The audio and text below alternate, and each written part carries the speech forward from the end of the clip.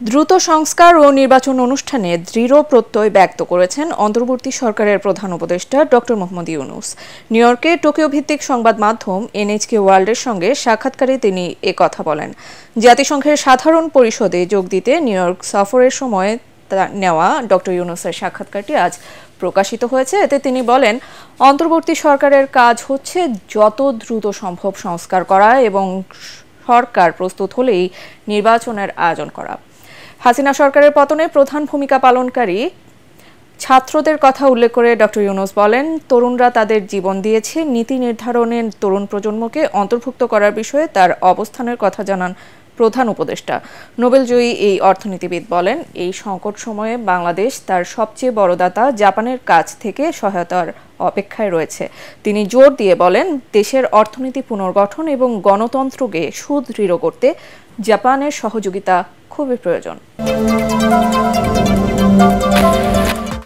অভ্যন্তরীণ ও বহিঃশত্রুরা দেশে যে অস্থিরতা সৃষ্টির ষড়যন্ত্র করছে তা গণবিপ্লবের চেতনায় ভেসে যাবে বলে মন্তব্য করেছেন বিএনপির স্থায়ী কমিটির সদস্য সালাউদ্দিন আহমেদ। জাতীয়তাবাদী ওলামা দলের ৪৫তম প্রতিষ্ঠা বার্ষিকী উপলক্ষে বিএনপির প্রতিষ্ঠাতা জিয়াউর রহমানের সমাধিতে শ্রদ্ধা নিবেদনের পর তিনি একথা বলেন। তার দাবি, ক্ষমতাচ্যুত স্বৈরাচারের দোসররা এখনও সব জায়গায় বসে আছে। তিনি বলেন, বাংলাদেশ সাম্প্রদায়িক সম্প্রীতি সবসময় অক্ষুণ্ণ থাকবে। গণ অভ্যুত্থানের মধ্য দিয়ে যে আকাঙ্ক্ষা তৈরি হয়েছে তা বাস্তবায়নে ঐক্যবদ্ধ হতে হবে।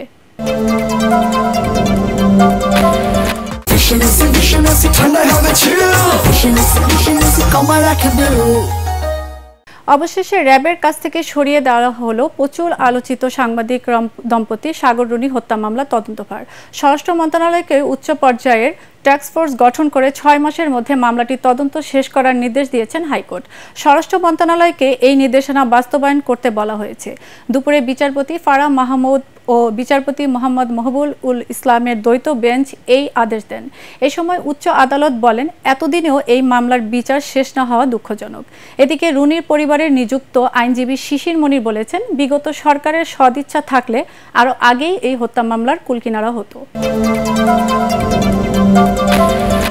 প্রশাসনে রদবদলের অংশ হিসেবে যুক্তরাজ্যে প্রায় ৬ বছর ধরে বাংলাদেশের হাই কমিশনারের দায়িত্ব পালনকারী সাইদা মুনা তাসনিমকে ঢাকায় ফিরিয়ে আনা হচ্ছে। পররাষ্ট্র মন্ত্রণালয়ের মহাপরিচালক মোহাম্মদ নাজমুল হকের সই করা এক দাপ্তরিক আদেশে সাইদা মুনাকে দায়িত্বভার ছেড়ে অবিলম্বে ঢাকায় ফিরতে বলা হয়েছে। বিসিএস পররাষ্ট্র ক্যাডার ১১তম ব্যাচের কর্মকর্তা সাইদা মুনা তাসনিমের ২৬শে ডিসেম্বর অবসরোত্তর ছুটিতে যাওয়ার কথা রয়েছে। রেওয়াজ অনুযায়ী সাধারণ একজন কূটনীতিক কোনো মিশনে ৩ বছর রাষ্ট্রদূতের দায়িত্ব পালন করে থাকেন। বিগত আওয়ামী লীগ সরকারের খুবই আস্থাভাজন হওয়ায় তিনি ২০১৮ সালের ৩০শে নভেম্বর থেকে লন্ডনে হাই কমিশনারের দায়িত্ব পালন করে আসছিলেন। ওই কূটনীতিক লন্ডনে বাংলাদেশ হাই কমিশনকে আওয়ামী লীগের দলীয় কার্যালয় বানিয়ে ফেলেছেন বলে অভিযোগ আছে। সাইদা মুনা লন্ডনে হাই কমিশনারের নিয়োগ পাওয়ার আগে থাইল্যান্ডে বাংলাদেশের রাষ্ট্রদূত হিসেবে দায়িত্ব পালন করেন। খেলোয়াড় সাকিবের নিরাপত্তা আছে, ফ্যাসিস্ট সরকারের সহযোগীদের নিরাপত্তা চাওয়াটা অবান্তর। দেশসেরা ক্রিকেটার সাকিব আল হাসানের নিরাপত্তার বিষয়ে এমনটাই জানালেন যুব ও ক্রীড়া উপদেষ্টা আসিফ মাহমুদ সজীব ভুঁইয়া।